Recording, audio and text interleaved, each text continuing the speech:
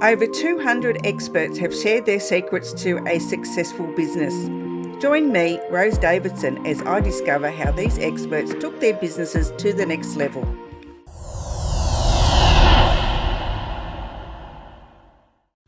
Talking with the experts. Welcome to Talking with the Experts. Talking about all things business by business owners for business owners.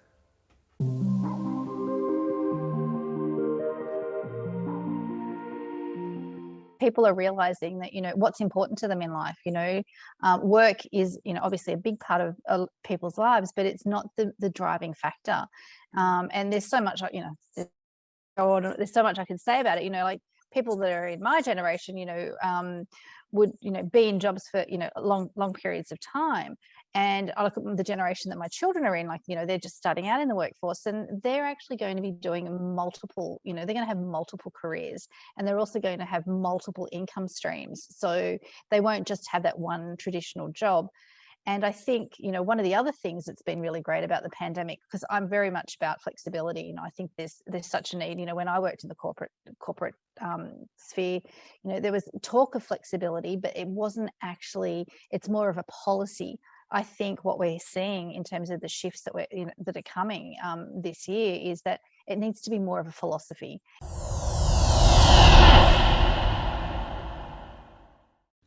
Talking with the experts.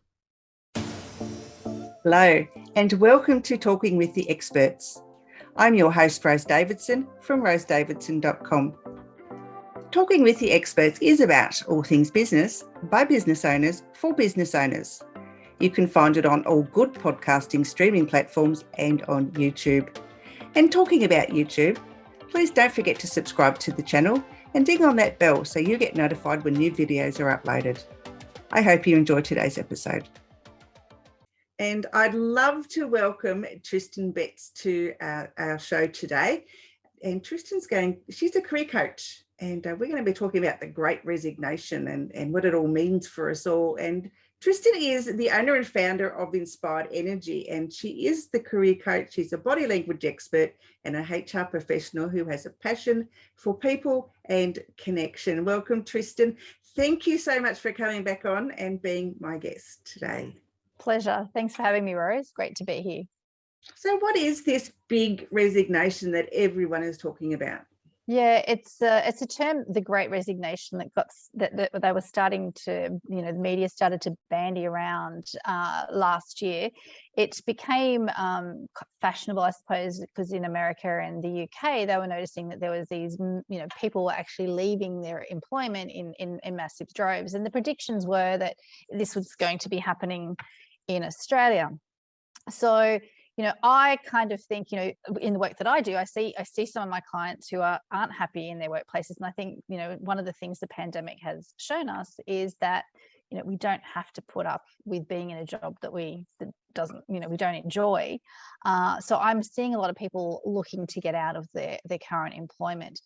Statistically, what they're suggesting is that this year, we're looking at potentially, 40% of people moving on from their employment. So that's a huge shift. It is, absolutely. I mean, when I used to work at the public service many moons ago, you had a job there for life. And then all of a sudden they went to annual contracts, and, we were up in arms. People that had been there for 30 years, 20 years, to even 10 years were all of a sudden put on tenure. And it was just a scary thing because, if you didn't perform properly or, to standard, then you could just lose your position. And now people are leaving because the employer isn't doing the right thing. And you would think that during the pandemic that people would be wanting to be more secure and stay in their jobs. But it's not the case. People are finally have the ability and whatever to leave whenever they like, because there are so many vacancies available. Yeah, exactly. People are realizing that, what's important to them in life. Work is, obviously a big part of people's lives, but it's not the driving factor.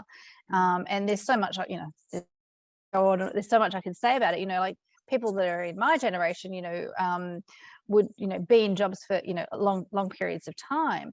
And I look at the generation that my children are in, like, they're just starting out in the workforce, and they're actually going to be doing multiple, they're going to have multiple careers, and they're also going to have multiple income streams. So they won't just have that one traditional job. And I think, one of the other things that's been really great about the pandemic, because I'm very much about flexibility, I think there's such a need. When I worked in the corporate sphere, there was talk of flexibility, but it wasn't actually, it's more of a policy.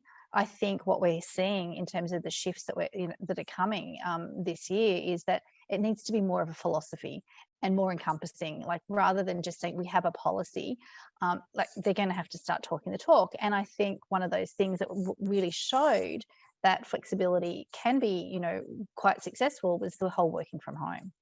Absolutely. I think the pandemic, although it's, for its inconveniences, has actually brought about a lot of workplace change that was much needed in life generally. Definitely. And that, I've worked in organizations where there was flexibility, and you could work from home, and it comes down to trust. And there's a whole lot of research out there about now, or there's a whole lot of information out there now about people tracking employees. But for me, it comes back to trust. If you've got good employees and they their work is outcomes based, then there shouldn't be that need to be tracking their employees. So yeah, I think we need to, organizations and employees need to look at trusting each other. And I think it's a two-way street, because people are looking for those organizations that do provide them with what they personally need for themselves, rather than what's necessarily best for the organization. I think there's going to be a real shift. Other industries such as hospitality, they're really struggling to actually find staff right now, because there's we don't have the migrant workforce, we don't have the backpackers, there's a whole lot of gaps in the market. So if you are looking for a change, the time is, and especially at the beginning of every year, this is the best time to be looking for jobs. I totally agree with you. Flexibility is of paramount importance to a balanced life, I think, and having the ability to be able to work from home is a great. However, yes, employers are monitoring. It's becoming like a nanny state, micromanaging, and if it's outcome based, as you said, well, there's no need to be monitoring their staff at all for any reason. And if long as the work's done by the end of the week, what does it matter that they aren't working from 9 to 5 and they might work from 12 till whatever 10 o'clock at night or something? It doesn't really matter, I don't think. And I think employers need to they need to learn how to be more flexible. And then, as you said too, the hospitality industry is really challenged with finding workers. People left that are locals, because it's just so uncertain, and they just can't live with all that uncertainty. Yeah, exactly.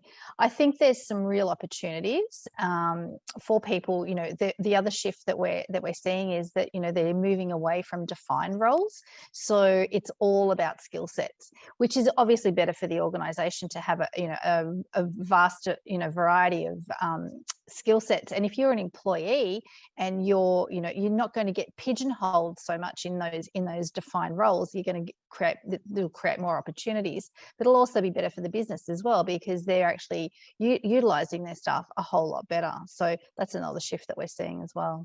Yeah, I don't know, the whole workplace structure is just changing so much, and for the younger ones it's okay, but for ones that are so set in their ways, it's proving to be such a mental challenge, really, isn't it? It is. So one of the things, resilience is really key. Like, personal resilience. I don't know if I've instilled in my kids, it's all about being resilient and being able to shift. But yeah, there are, people that, are going to struggle with that. So, and the other thing I think you touched on is mental health and well-being.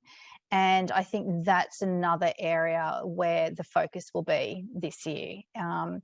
a lot of organizations, do provide wellness programs, and those that do tend to have, the studies show, and I think it was the Global Wellness Institute found that businesses with wellbeing programs reported 21% higher productivity and 22% higher profitability when compared to organizations that didn't have a wellness program.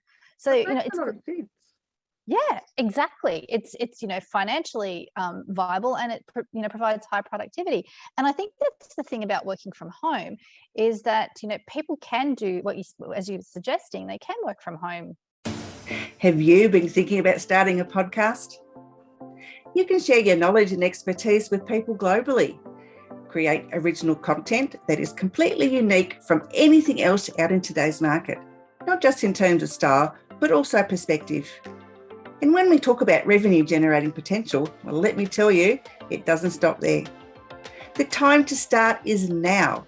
You know that you should be doing it. However, many people are reluctant because they don't know how to produce it or what tools they need to do their podcast. Please feel free to email me at guest@talkingwiththeexperts.com today. And let's talk about how I can help you to build authority and credibility for your business through podcasting. Remember, don't wait for the opportunity, create it. At whatever time they want. My one consideration and my one concern is you need to be really good with your boundaries, because that's when people who tend to overwork can really find it hard to have that balance between work and personal life. So yeah, I agree with that. I don't have my breaks every 45 minutes or whatever it is. I just tend to sit here and I get so engrossed in what I'm doing that I forget the time, and next thing my husband's saying it's dinner time. Oh, thank you, darling. Yes. And it's even having that defined workspace at home as well, so that you can actually close the door and walk out, and like my partner and I joke about going for the commute, we walk out of the door and walk to the office, or how was your commute today? That's the bit that people love, right? They no longer have to commute. They can work from home. That I think is one of the bonuses. So yeah, that's been a real money saver, really, hasn't it? But you don't have to commute, you don't have to get stressed out in the traffic, you don't have to worry about flat tires and cranky drivers and all sorts of horrible things that are going on, and you can still work at home. And but you have to make, as you say, boundaries, because you should not work in your pajamas. You should make an effort to at least get dressed like you would any other day of the week if you were actually going to an office or a place of work. But yeah, I just tend to get quite casual at home. I did a workshop last week down for a wellness workshop, a wellness at work workshop for a client down in Wollongong last week, and it was so exciting. I got to frock up, I got to wear a dress, and I got to wear high heels, and it was so unusual. In the last 2 years, it just hasn't happened. So yeah. Yes, it's mental wellness at home, if you have to work from home or you choose to work from home, is very important. As you did say, that employers that have these wellness programs have better productivity, and a lot of employers play lip service to it and don't actually have the policies in place, but they don't have the actions. And I think this is where a lot of employees are feeling let down, and they are changing their roles or changing their places of employment because of that. Too many businesses are paying lip service to the things that should be part of normal life these days. Yeah, exactly. And that was what happened for me last week. The business was really keen to do a wellness program, and I said, well, let's ask the staff. Look, I could deliver you a wellness program, that's not a problem, but is that what the staff need? So actually going and asking the staff, the employees, what is it that you want from a wellness program? Do you want a wellness program to begin with? And what does that look like for you? Because every person's an individual, every person is different. One person might like a gym membership or a personal trainer. For me personally, I wouldn't want a gym membership or a personal trainer. It doesn't, it's not what I need for my wellness. So, it is about providing mental health and wellness strategies that, you know, supports the team as a whole. And I think people are more open to also being supportive of the team, of their colleagues. And I think that's kind of been a little bit missing in the workplace, in workplaces of past. You know, everyone, you know, walks down the corridor and they say, "Good morning, how are you?" Does anyone ever stop and actually listen or really look at people? And this is, you know, with my face mapping that we talked about last year, is that, you know, people don't actually look at each other. You know, they don't make that connection. I think we've been forced to do that a little more with Zoom meetings. Absolutely. And I'm that's another thing the pandemic has, I guess, brought to the fore, is we've had to communicate with each other. We actually have to speak to each other if we want to get something done. We just can't grunt and groan at each other. We have to actually speak words and use them so that people understand what we're saying, and you know, we can be heard.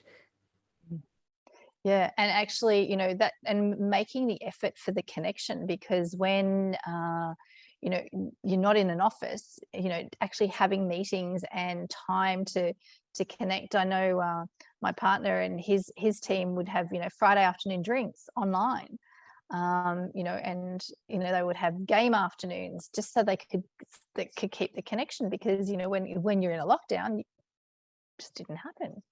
Yes, that's like the morning teas and afternoon teas. You know, people used to get in the tea rooms and, you know, have a bit of a whinge or a natter, or you know, at least you could catch up with people. And lockdown really put a dampener on that, because you know, it's not quite the same when you don't have that actual physical interaction with somebody.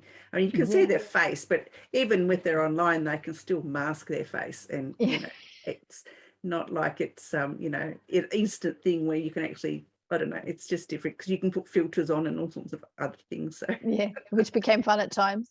Yeah, and I know that you know, especially, you know, some of the younger workers that, you know, lived on their own, they really struggled through the lockdowns, because, you know, they didn't have that other you know, family members or other people, you know, flatmates in their space, so it became quite isolating.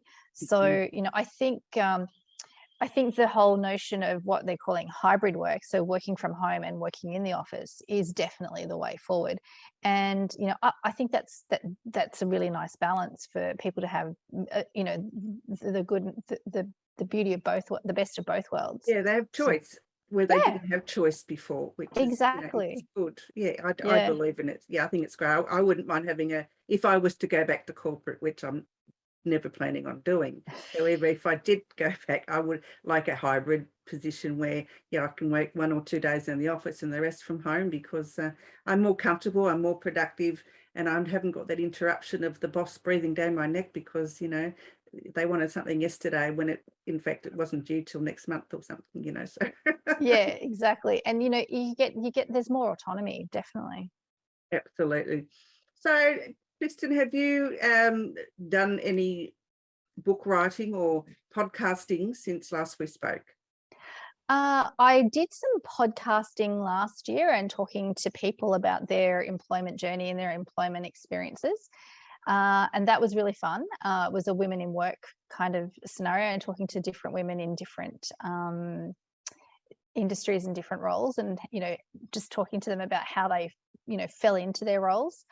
I love working with young people. I think there is a lot of young people come to me and say that they don't get taught anything at school about how the real world and real life is. So I love supporting those people, and I think those kind of interviews and podcasts were really good to show them that, you know, no matter what your experience, you know, there's a whole lot of energy around HSCs and ATARs and you know, all of that kind of stuff that is quite daunting for young people. This year I am tinkering with another podcast this year, looking at toxic work environments, because I think, you know, that I'd like to see that they would be a thing of the past. And I think that's the other. Not quite. Sorry. No, not quite. I think that's my big dream. But I really don't, you know, I've obviously worked in a few workplaces in my time that haven't been particularly supportive. And I think this is what I get excited about, is that the pandemic has really created a platform to start these conversations. Yeah, absolutely. Yeah, employers are being forced to make a lot of changes, and their mindset. They've had to change their mindset just so drastically about, work improvements and all sorts of other things to keep their businesses afloat.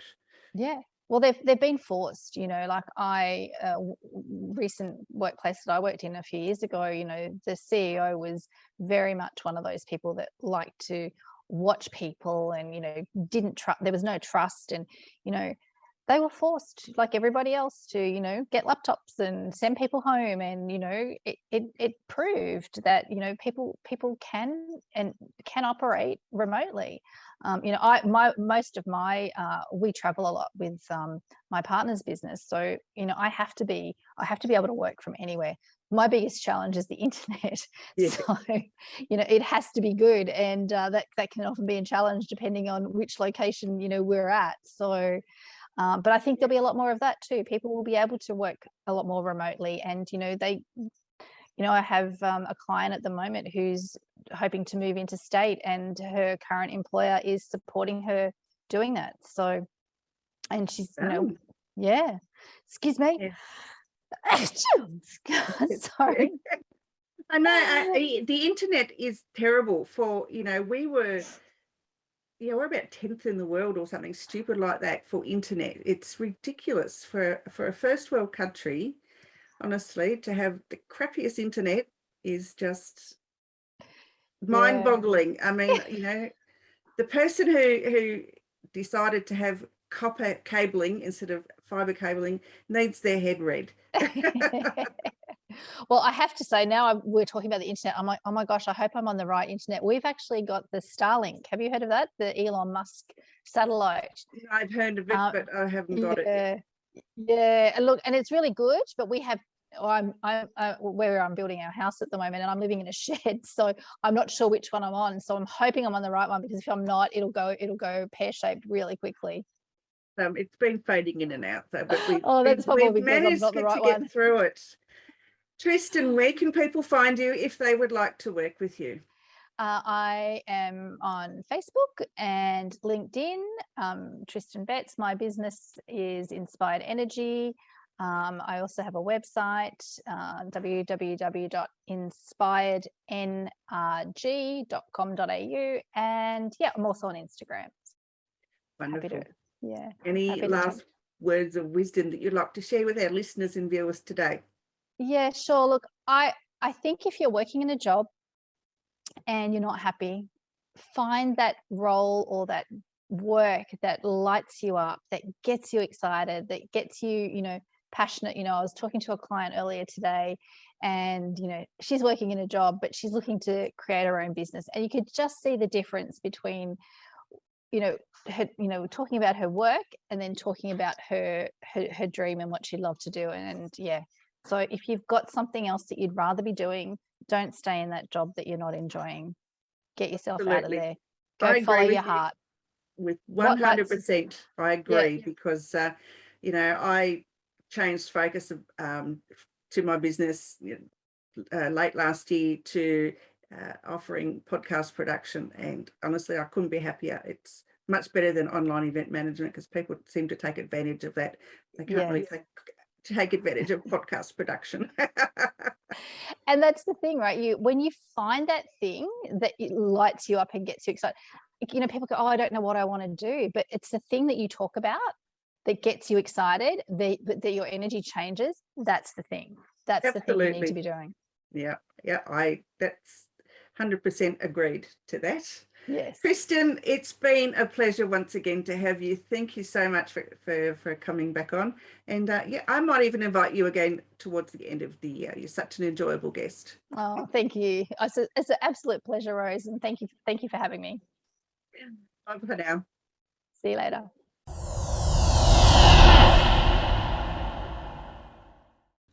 Talking with the experts.